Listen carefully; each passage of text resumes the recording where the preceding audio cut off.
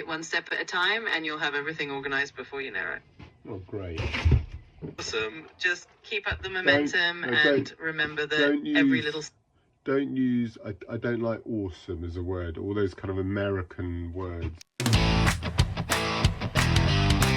Got it. I'll keep that in mind. You're doing great, and if there's anything else... Yeah, you're doing great is also quite kind of Americanized. I haven't got anything against Americans, but I live in Cornwall. Can you do a Cornish accent? I can definitely keep it more relaxed and natural, and I'll do my best to keep things in line with that Cornish vibe. Great. If there's anything else you need, or if you want to focus on something specific, just let me know. Can you do a Cornish accent? I can definitely try to keep things warm and natural, but I'll stick to my usual voice to keep everything clear and consistent. Are there any dialects other than the kind of, I don't know, what's the name for your pronunciation? My default accent is pretty neutral, like a standard modern British English. When you say natural English, even on Braid 4 you have different accents now. I get what you mean. It's definitely more of a neutral modern English accent, not quite the classic BBC style from the past.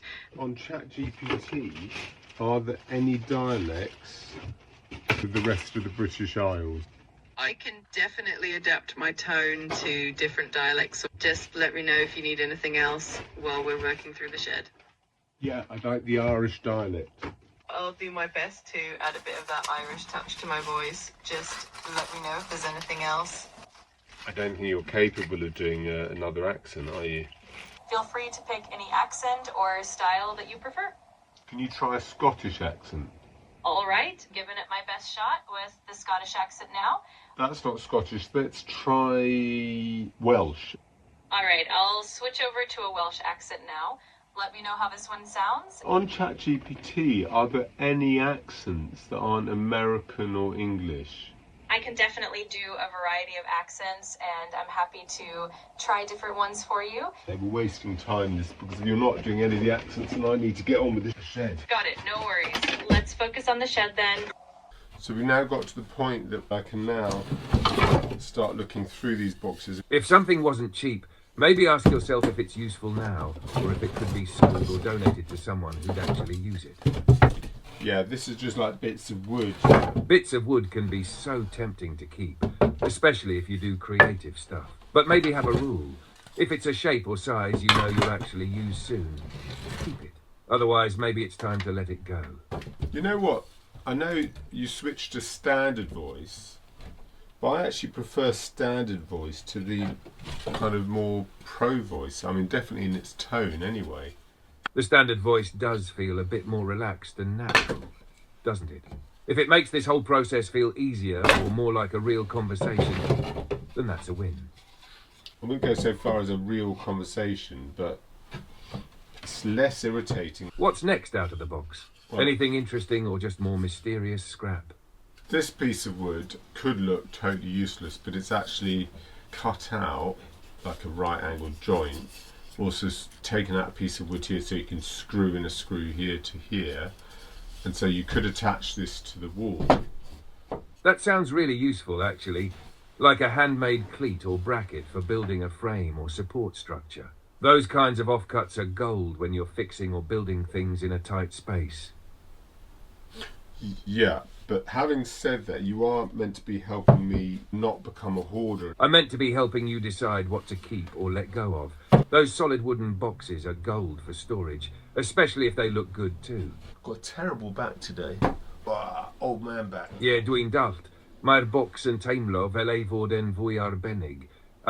Wait a minute, that's extraordinary. Were you just speaking Welsh then? Yep, that was Welsh.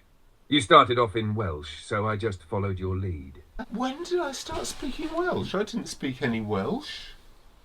Ah, you totally did. Just slipped it in there without noticing. You said mein box penodol, which means it's a specific box. Pretty smooth, actually. Mein box penodol?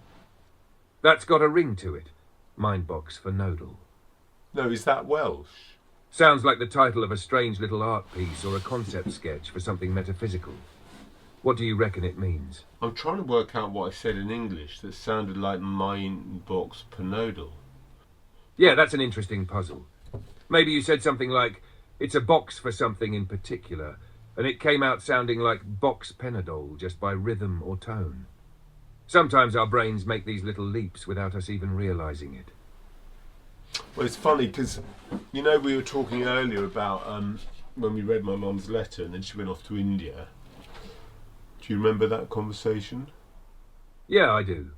You found that letter from when you were a kid. So what was interesting about you thinking I spoke Welsh is that we lived on the borders of Wales then. So if we'd stayed there, I might have actually learnt Welsh. That's a lovely connection. It's funny how language can surface like that. Like a ghost trace of a path not taken. Maybe something about being near the Welsh border left an imprint that just bubbled up today.